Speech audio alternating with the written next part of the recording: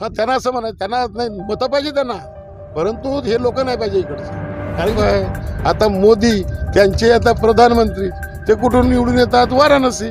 तर वाराणसी त्यांचं गाव नाही, तर त्यांना सांगा म्हणा की त्यांनाही सांगावं त्या मोदी तिकडं प्रचार करावा यांनी जाऊन, किंवा मोदी इथलं प्रॉपर नाही, गुजरातचा आहे, मग तुम्ही कशाला त्याला मतदान करता असं सांगायला पाठवा की त्या लोकांना तिकडे. त्यांची निष्क्रियता जाणून येते आणि ते निष्क्रिय असल्यामुळे लोकांचा कल आता त्यांच्या विरुद्ध झालेला आहे. तर त्यांना मतं देण्यास लोक तयार नाहीत आणि जनमानसाची इच्छा आहे त्याच्यामुळे, आणि मी लोकांच्या संपर्कात राहत असल्यामुळे लोकांना माझ्याबद्दल सगळं माहिती आहे. मी कुठला आहे, काय करतो, किती शिकलेल्याची जाणीव लोकांना आहे. आणि त्याच्यामुळे आपण या ठिकाणी जर आपल्याला संधी मिळाली तर निश्चित करून लोकांचं सहकार्य मला लाभेल. आणि या सगळ्या क्षेत्रामध्ये फिरत असून जातो तो कार्यक्रमाला, जेव्हा भाषणामध्ये मी लोकांना विचारतो तुमच्या प्रतिनिधीला म्हणजे खासदाराला तुम्ही कधी बघितलं आहे का, तुमच्याकडे कुठले विकास कामं दिली, तेव्हा कोणी ठामपणे सांगू शकत नाही की ते त्यांच्या गावात आले आणि त्यांना कुठली विकास कामं दिली किंवा त्यांनी कुठल्या प्रकारचा निधी त्यांना दिलेला आहे. त्याच्यामुळे नमस्कार, मी नरेश बोपचे, सत्य को जाणून न्यूजमध्ये आपले स्वागत आहे. आपण आहोत आता सध्या गडचिरोली चिमूर लोकसभा क्षेत्राचे काँग्रेस इंडिया अलायन्सचे उमेदवार डॉक्टर नामदेव क्रिसान यांच्यासोबत. तर आज आपण त्यांच्यासोबत चर्चा करणार आहोत. अनेक विषय आहेत. तहज मी ग्रामीण लोकांमध्ये गेलो आणि अनेक ठिकाणी लोकसभाचे सर्वे घेतलेले होते. तर या अगोदर जे या क्षेत्राचे खासदार होते 10 वर्षापासून अशोक नेते, यांच्याबद्दल लोकांमध्ये एक रोष व्यक्त करत आहेत लोक की ते आले नाही, त्यांचे विकास कामं दिसून येत नाही. अशामध्ये काही लोकांचं असं म्हणणं आहे की डॉक्टर नामदेव क्रिसान हे PhD आहेत, उच्च शिक्षित आहेत आणि ते विकास करणार आणि जनतेच्या मध्ये येणार. तर आपण साहेब नमस्कार, सत्य को जाणून न्यूजमध्ये आपले स्वागत आहे. जसे आता अशोक नेते 10 वर्षापासून खासदार होते आणि 10 वर्षामध्ये ते लोकांच्या मध्ये आले नाही, विकास कामं केलं नाही. तर जर आपण खासदार झालात तर आपण लोकांच्या मध्ये येणार, विकास कामं करणार की त्यांच्यासोबत सारखीचे गत होणार? मला जर येथील लोकसभेच्या क्षेत्रातील लोकांनी संधी दिली तर मी निश्चित करून लोकांच्या संपर्कात राहणार आहे. आणि मी खासदार नसताना सुद्धा मागच्या 10 वर्षापासून या लोकसभा क्षेत्रामध्ये सर्व लोकांच्या संपर्कात आहे, संपर्क साधत आहे, लोकांपर्यंत जनतेच्या सुखदुःखामध्ये सामील होत आहे. आणि कुठल्याही कार्यक्रमाला त्यांनी मला बोलवलं, त्या कार्यक्रमाला न चुकता मी जातो. जर उशीर झाला तरी पण रात्री बेरात्री कमीत कमी कार्यकर्त्यांना भेट देण्यासाठी तरी मी जातोच. पण मी कुठलंही निमंत्रण चुकवत नाही. कुठल्याही प्रकारचा कार्यक्रम असो त्या कार्यक्रमाला मी आवर्जून जात असतो. आणि कार्यकर्त्यांच्या जे काही कार्यकर्त्यांना मदत असेल, त्यांना सहकार्य असेल, ते सहकार्य माझ्या परीने जे मला करता येईल ते मी त्यांना सहकार्य करत असतो. त्याच्यामुळे जनमानस माझ्या बाजूनी आहे. आणि जे आपण म्हटलं की भारतीय जनता पार्टीचे खासदार ते निष्क्रिय राहिलेले आहेत, त्यांनी 10 वर्षामध्ये कुठलीही कामं केली नाही, ही खरी गोष्ट आहे. मी जेव्हा प्रत्येक गावामध्ये जातो, चंद्रपूर जिल्ह्यामध्ये ब्रह्मपुरी विधानसभा असो, चिमूर विधानसभा असो, गडचिरोली जिल्ह्याच्या 3 विधानसभा असो, किंवा ही गोंदिया जिल्ह्यातली आमगाव विधानसभा, ह्या विधानसभा सगळ्या गडचिरोली चिमूर लोकसभामध्ये येतात. ह्या सगळ्या क्षेत्रामध्ये मी फिरत असतो, जातोच तो कार्यक्रमाला. जेव्हा भाषणामध्ये मी लोकांना विचारतो तुमच्या प्रतिनिधीला म्हणजे खासदाराला तुम्ही कधी बघितलं आहे का, तुमच्याकडे कुठले विकास कामं दिली, तेव्हा कोणी ठामपणे सांगू शकत नाही की ते त्यांच्या गावात आले आणि त्यांना कुठली विकास कामं दिली किंवा त्यांनी कुठल्या प्रकारचा निधी त्यांना दिलेला आहे. त्याच्यामुळे त्यांची निष्क्रियता जाणून येते आणि ते निष्क्रिय असल्यामुळे लोकांचा कल आता त्यांच्या विरुद्ध झालेला आहे. तर त्यांना मतं देण्यास लोक तयार नाहीत आणि जनमानसाची इच्छा आहे त्याच्यामुळे. आणि मी लोकांच्या संपर्कात राहत असल्यामुळे लोकांना माझ्याबद्दल सगळं माहिती आहे. मी कुठला आहे, काय करतो, किती शिकलेल्याची जाणीव लोकांना आहे. आणि त्याच्यामुळे आपण या ठिकाणी जर आपल्याला संधी मिळाली तर निश्चित करून लोकांचं सहकार्य मला लाभेल आणि त्यांच्या सहकार्याने त्यांचे जे काही अडीअडचणी सोडवण्याचं काम करू. जे विकासाचे कामं रखडलेले आहेत ते पण करू. ह्या 10 वर्षाच्या काळामध्ये समाजाला विभाजित करण्याचं काम ह्या लोकांनी केलेल्या धर्माच्या जातीच्या नावावर त्यांना पण एक संघटित करण्याचं काम आपण करणार आहोत. आणि समाजामध्ये सौहार्द निर्माण करण्याचं काम आपण करणार.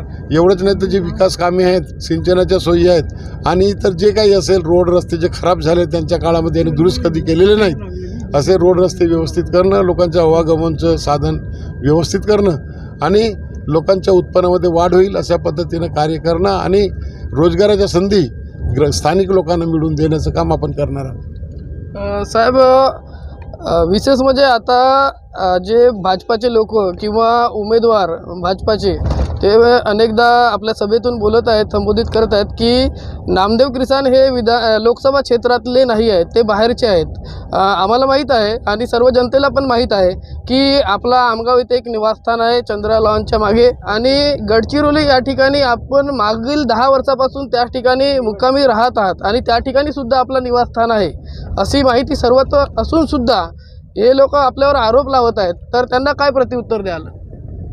त्यांच्या पायाखालची वाळू सरकत आहे, कारण की त्यांना कळून चुकलेलं आहे की ते निवडणूक हरत आहेत। लोक त्यांच्या बाजूने नाहीत, कारण की त्यांचे कर्तृत्वच तसं आहे। निष्क्रिय राहिल्यामुळे, कुठले काम न केल्यामुळे, कुठलेही जनमानसाचे जे प्रश्न आहेत ते लोकसभेत उपस्थित न केल्यामुळे लोक त्यांच्या विरुद्ध आहेत आणि त्याच्यामुळे त्यांना काहीतरी कारण पाहिजे टीका करण्याचा पुढच्या उमेदवाराचा। आम्ही काही वैयक्तिक टीका कोणावर करत नाही, परंतु हे वैयक्तिक टीकेवर यासाठी आलेले आहेत की त्यांना असं वाटतंय की आपण काही निवडणूक आता जिंकू शकत नाही, तर मग आता वैयक्तिक टीका करून काहीतरी समोरचे आपल्या प्रतिस्पर्धी आहे त्याला बदनाम करण्याचं काम हे लोक करत आहेत। सगळ्यांना माहीत आहे, आपण जसं सांगितलं की आपल्यालाही माहीत आहे की मी आमगावमध्ये अनेक दिवसापासून या ठिकाणी सुद्धा राहतो, लोकांच्या संपर्कात आहे, इथं राहण्याचं आम्हाला माहिती मिळाली आहे की आपण आमगावमध्ये अनेक वर्षापासून मतदान सुद्धा करत आहात। हां, आमगावमध्ये माझं मतदान आहे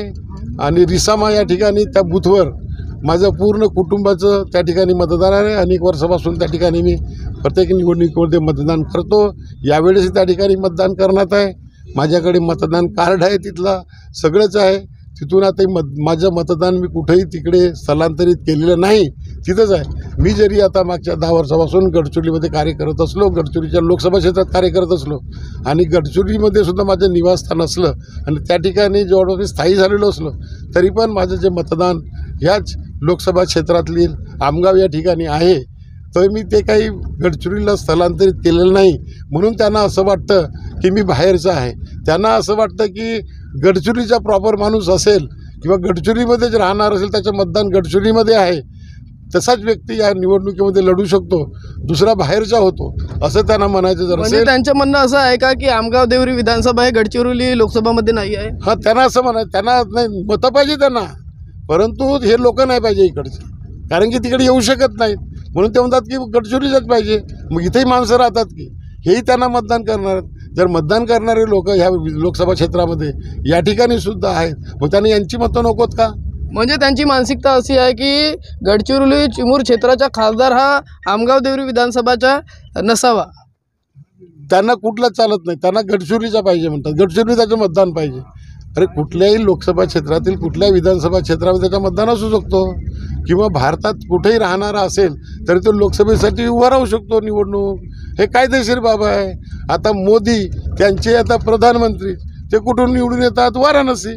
तर वाराणसी त्यांचं गाव नाही, तर त्यांना सांगा म्हणा की त्यांनाही सांगावं, त्या मोदी तिकडं प्रचार करावा यांनी जाऊन, किंवा मोदी इथला प्रॉपर नाही गुजरातचा आहे, मग तुम्ही कशाला त्याला मतदान करता असं सांगायला पाठवा की त्या लोकांना तिकडे।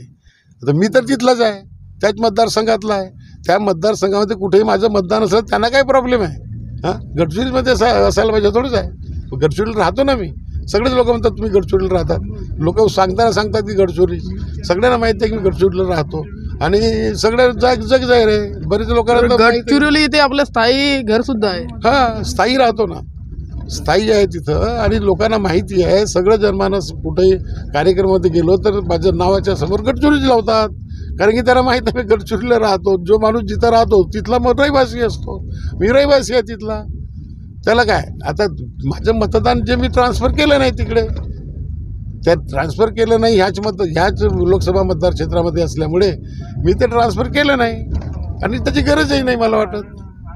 म्हणून कुठेही असो मतदान, परंतु मी राहतो कुठं?